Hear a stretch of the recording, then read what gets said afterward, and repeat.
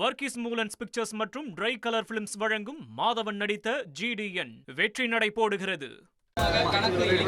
இன்றைய ஆலோசனை கூட்டத்தில் தொகுதி மறுவரை அதான் இந்த டீலிமிட்டேஷனை பொறுத்த வரைக்கும் அன்றைக்கு ஒரு பேச்சு இன்றைக்கு ஒரு பேச்சுங்கிறது நமக்கு கிடையாது. ஏற்கனவே டீலிமிட்டேஷனை கடுமையாக நாங்கள் ஆரம்பம் முதல் டே 1 தமிழக வெற்றி கழகம் எதிர்த்து கொண்டிருக்கிறோம். இது மாநில பிரச்சனை, இது ஸ்டேட் அட்டானமி, நம்முடைய மாநில உரிமை குறித்த பிரச்சனையில் அவர்கள் கலந்து கொள்ள மாட்டேன் என்று சொல்வது இது முறையன்று. அவர்கள் கலந்து கொண்டு இருந்திருக்க வேண்டும். இது மாநில உரிமை மீதான அவர்களின் அக்கறையின்மை. காவிரி பிரச்சனையை அப்படியே மாத்துறதா ஒரு திசை திருப்பும் பிரச்சனையா மாத்துறாங்க அப்படின்றாங்க. காவிரியையே யாரும் திசை திருப்ப முடியாது, அது காட்டாற்று வெள்ளம். காவிரி பிரச்சனையை திசை திருப்பதற்காக டீலிமிட்டேஷன் பேசுகிறோம். ஏற்கனவே டீலிமிட்டேஷன் குறித்து நடத்தப்பட்ட கூட்டங்கள் என்னென்ன, டீலிமிட்டேஷன் கூட்டங்கள் நடந்த போதெல்லாம் இது மாதிரி தான் இந்த பிரச்சனை திசை திருப்பினாங்களா?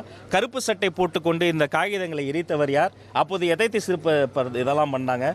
யாரும் எதையுமே திசை திருப்பலைங்க. நாட்டு மக்களினுடைய உரிமைகளுக்காக டீலிமிட்டேஷனுக்காக ஒரு கூட்டம் ஏற்பாடு செய்கிறோம். இதில் கலந்து கொள்ளாமல் இருப்பது அவர்களினுடைய சொந்த முடிவா இருக்கலாம், அவர்களின் புதிய நண்பர்களுக்கான ஒரு சுய முடிவா இருக்கலாம்.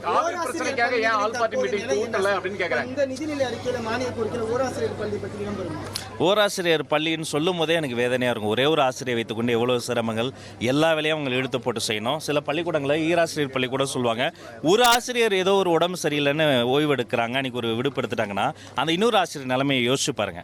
அப்போ இதே இடத்துல இதே நூலகத்தில் ஒரு சிறப்பு அமர்வில் நாங்கள் என்ன பண்ணோம், நூற்றுக்கணக்கான சங்க பிரதிநிதிகளை அழைத்து அந்த ஓராசிரியர் பள்ளிகளின் உட்பட அனைத்து பள்ளிகளினுடைய பிரச்சனைகளையும் நாங்கள் இப்போ ஆவணப்படுத்தியிருக்கிறோம். அப்போ இதை இன்னைக்கு நிதி நிலைமையும் ரொம்ப மோசமாக தான் இருக்குது. அது நாடறிந்த ஒரு செய்தி. அந்த இப்படிப்பட்ட ஒரு சூழ்நிலையில் ஒவ்வொரு கட்டமாக ஃபேஸ் 1, 2, 3ன்னு முக்கியத்துவம் வாய்ந்த பிரச்சனை எல்லாம் சரி செய்ய வேண்டும் என்பதை தான் என்னுடைய எதிர்பார்ப்பும் இருக்கிறது. இருந்தாலும் கூட நிதி நிலைமையை கருத்தில் கொண்டு நிதியமைச்சர் மற்றும் மாண்புமிகு தமிழ்நாடு முதல்வர்களிடம் கலந்து பேசி தான் இதை குறித்து சொல்லுங்கள்.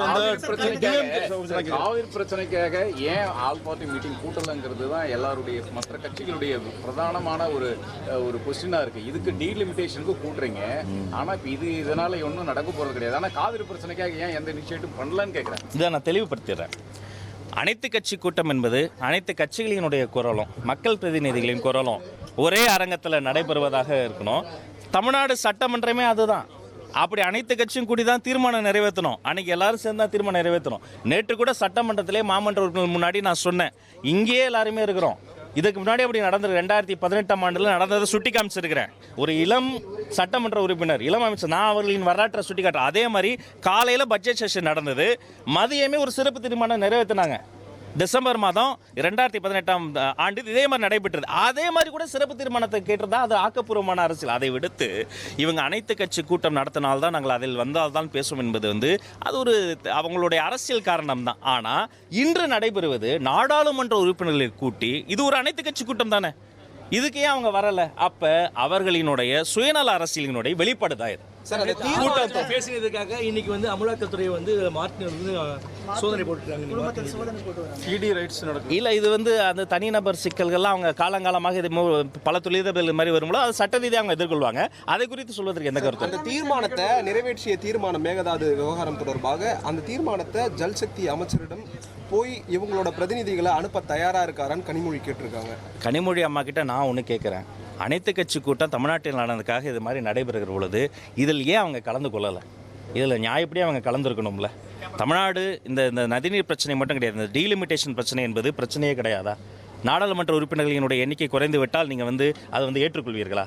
அவர்களினுடைய மதிப்பிற்குரிய சகோதரர் முன்னாள் முதலமைச்சர் அவர்கள் இந்த நகலையே எரித்தார் இல்லையா? இதை போன்ற டீலிமிட்டேஷனுக்காக எத்தனை தொலைக்காட்சி விவாதங்களில் கடுமையாக நான் பேசியிருக்கிறேன். என்னோடு பேசிய போது திமுகவில் இருந்து வந்த தோழர்களும் கடுமையாக பேசினார்கள். ஏன் திடீர்னு டீலிமிட்டேஷன் விஷயத்தில் மட்டும் அவங்க பதுங்குறாங்க என்பதை அவங்க தான் எக்ஸ்பிளைன் பண்ணணும். கூட்டம் தொடர்ந்து நடைபெறணும், தொந்தரவு பண்ண வேண்டாம். முதலமைச்சர் நிகழ்ச்சியில் பத்திரிகையாளர்களுக்கு அனுமதி மறுக்கப்படுகிறது. இல்லை, அது பத்திரிகையாளர்கள் என்னுடைய துறை. இந்த பத்திரிகையாளர்களில் ஒருபோதும் எந்த கட்சியாக இருந்தாலும் சரி அவர்களுக்கு ஒரு அசம்பாவிதமோ அசௌகரியமோ வந்தால் அதை நான் ஏற்றுக்கொள்ள மாட்டேன். எந்த விஷயத்தில் எந்த ஃபங்க்ஷன் அப்படி நடந்தது? வர்க்கீஸ் மூலன்ஸ் பிக்சர்ஸ் மற்றும் ட்ரை கலர் பிலிம்ஸ் வழங்கும் மாதவன் நடித்த GDN வெற்றி நடை போடுகிறது.